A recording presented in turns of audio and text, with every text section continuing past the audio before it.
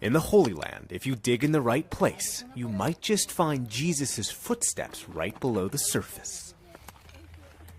When they first dug here, they planned to unearth a site for a new hotel. Instead, they unearthed what could be the world's first church. I was like, whoa, I can be part of something of history. Volunteers have come from all over the world to work here, Bible country, where Jesus is said to have inspired his first followers, where he's said to have healed the sick, where he may have even walked on the water.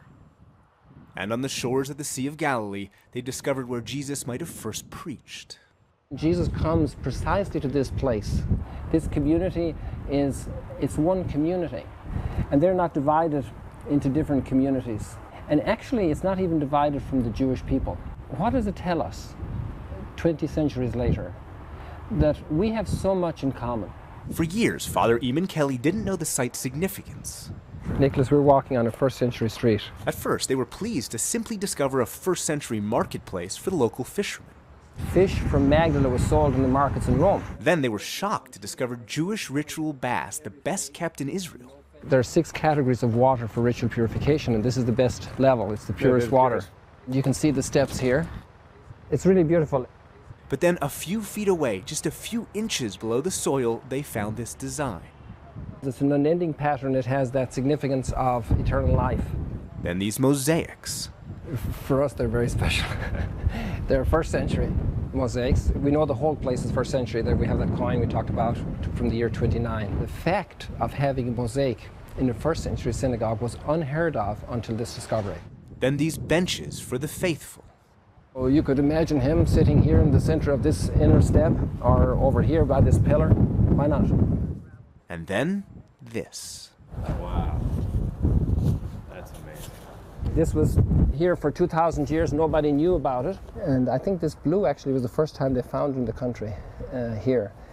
And this is contemporary to Pompeii. They realized this was one of the oldest synagogues. On one stone, the oldest menorah ever discovered in a religious structure. Another still had grooves for a Torah. On the sides of the stone, that the teacher, the rabbi, is opening up his scroll, and he's rolling out the spools here.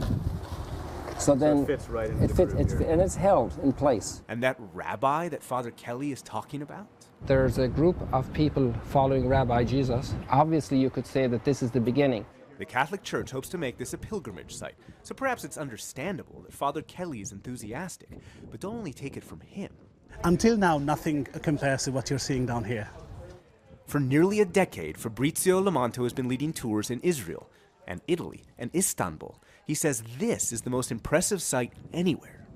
There's not a single place where you can look into the eyes of the pilgrims and say you're walking in the footsteps of Christ. And it's just the first and only opportunity, and seeing it come alive with all the respect of Rome and all the respect of Turkey. But this isn't only about Jesus. The whole site's actually dedicated to the women described in Jesus' life, because archaeologists say this is Magdala, Mary Magdalene's hometown.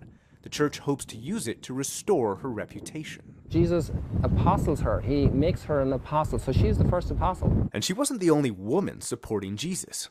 In a newly built spiritual center is what Father Kelly admits is a rare church tribute to women. Here we're in the atrium of the women of the New Testament, and here in this column we represent Susanna and Johanna, the wife of Chusa, Mary Cleophas, Salome, the mother of the sons of Zebedee. This one column that doesn't have any name, and this is for all the women who throughout history also have been pillars in the transmission of the faith. And next door, with the Sea of Galilee in the background, the yet-to-be-used chapel.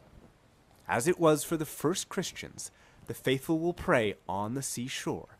And as it was for the disciples, a mast will be their cross. In the Gospels we read how Jesus preaches from the boat. So the preacher is in Jesus' shoes, and he's providing that leadership, giving that word that Jesus gave us. And this is a call to the preacher to be more deeply, personally identified with Jesus in his preaching. During Pope Francis's trip to the Holy Land, he'll bless this tabernacle. And he'll continue an effort to reach out to Orthodox Christians and to Jews, whom the Vatican once shunned.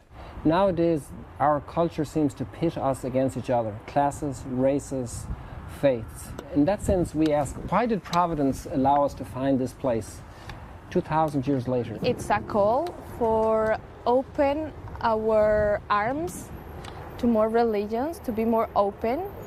And this is what this center is. In a time of so much conflict and division, we need it today. We need it to encourage us to look for that greater commonality that we share in that which divides us. A place where different faiths were united as the faithful in this temple, this church. Nick Schifrin, Al Jazeera, Magdala.